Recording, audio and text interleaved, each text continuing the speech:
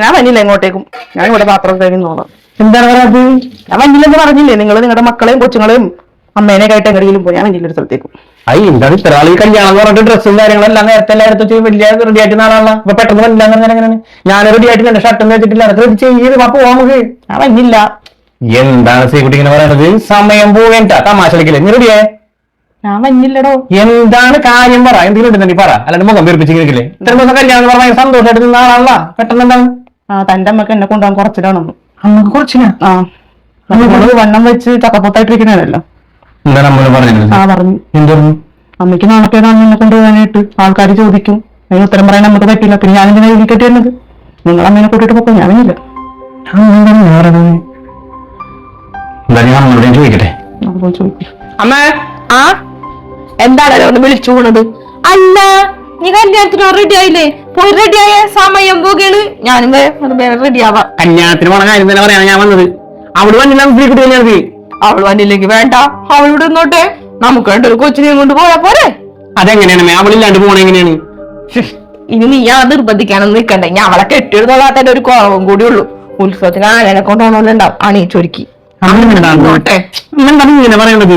ഞാനൊരു കാര്യം ചോദിക്കട്ടെ, അമ്മ ഇന്നലെ അവളോട് വല്ലതും പറഞ്ഞ കല്യാണത്തിന് വരണ്ട, അമ്മക്ക് അവളെ കൂടെ കൊണ്ടുപോകാൻ നാണക്കേടാന്ന് തീരും?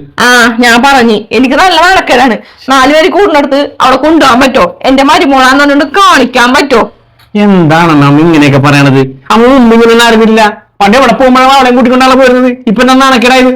പണ്ടത്തെ പോലെ ഇപ്പൊ വണ്ണം വെച്ച് ആൾക്കാരെ മുമ്പിൽ നോക്കാൻ പറ്റാതെ ഇപ്പൊ അവളെ ഞാനും കൂടി പോയി കഴിഞ്ഞാലേ ആൾക്കാരെ നോക്കി കളിയാക്കാണ്. അമ്മ എന്തിനാണ് ഇങ്ങനെയൊക്കെ ചിന്തിക്കുന്നത്? വണ്ണം വെച്ചത് അവളുടെ കുറ്റമാണ്.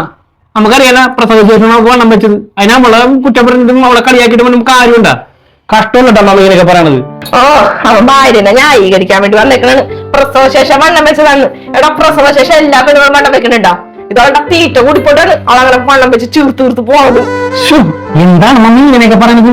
ഒരു പെണ്ണിന്റെ ശത്രു വേറൊരു പെണ്ണാണ് ഞാൻ പറഞ്ഞു കേട്ടിട്ടുള്ളൂ. എന്തായാലും ഈ കുടുംബത്തിൽ ഇങ്ങനെ കാണാൻ പറ്റുന്ന ഞാൻ വിചാരിച്ചില്ല. എന്റെ അമ്മയെ എല്ലാ പെണ്ണുങ്ങളും പ്രസവിച്ച വണ്ണം വെക്കുമെന്നല്ലേ ഞാൻ പറഞ്ഞത്. ചിലര് വണ്ണം വെക്കും, ചിലര് വണ്ണം കുറയും. അത് ഓരോരുത്തരുടെ ശരീരപ്രകൃതി അനുസരിച്ചിട്ടാണ്. അതിനാകുമ്പോൾ ഇങ്ങനെ പറഞ്ഞ കഷ്ടമുണ്ടാ തിന്നത്തൊക്കെയാണെന്ന്. ഞാനൊരു കാര്യം പറയട്ടെ, എനിക്ക് അവളും വണ്ണം വെച്ചിട്ട് എനിക്കൊരു സങ്കടമില്ല.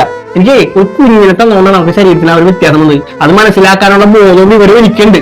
പിന്നെ എനിക്കില്ലാത്ത നാണക്കേട് അമ്മക്കും വേണ്ട, അമ്മടെ ഈ പറഞ്ഞ നാട്ടുകാർക്കും വേണ്ട കേട്ടാ. ഇതോടുകൂടി അവളെ കളിയാക്കലും ഈ വണ്ണത്തിൽ എന്ന് പറഞ്ഞ ഓരോ പറയാൻ അമ്മ നിർത്തിക്കോ.